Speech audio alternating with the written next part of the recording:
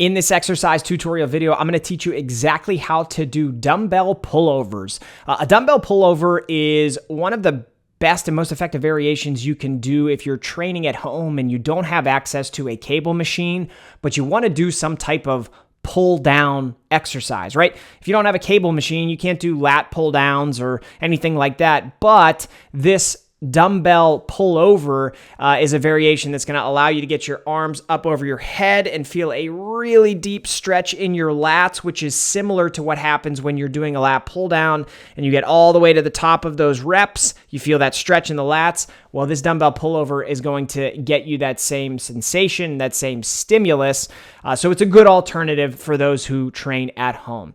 So in order to perform this exercise, you're going to need a bench and a dumbbell and your body. Okay, so when you have all of those three things in place, like you see on the B-roll footage that I'm showing you right here, what you're going to do is set up with the backs of your shoulders supported on the bench. And you're going to want your feet flat on the floor in front of you.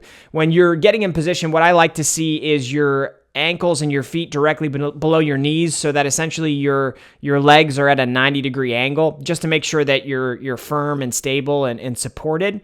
You're going to want to think about, while doing this exercise, squeezing your glutes and pushing your hips forward. That's going to stabilize your core. If you're really sagging down with your butt, you can get your back in kind of a dangerous position where you might end up tweaking your back.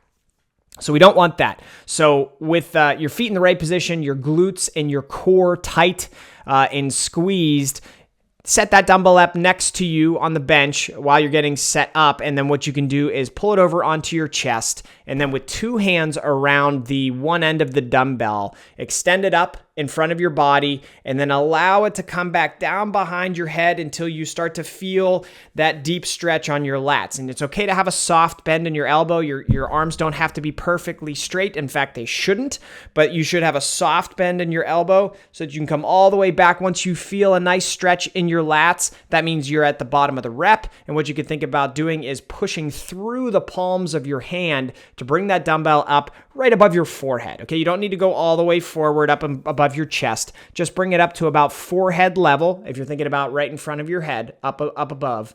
And then you can perform the next rep where once again you come all the way back down with that soft elbow down to where you feel a deep stretch in your lats, and continue performing the reps that way. Now, when you're done with the exercise, on your last rep, I do want you to bring that dumbbell up in front of your chest. And what you can do is slowly lower it down onto your chest.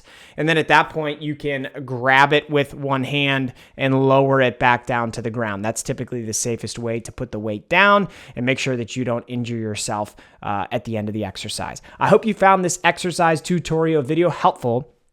If you did, make sure that you subscribe to the channel for more strength training tips just like this.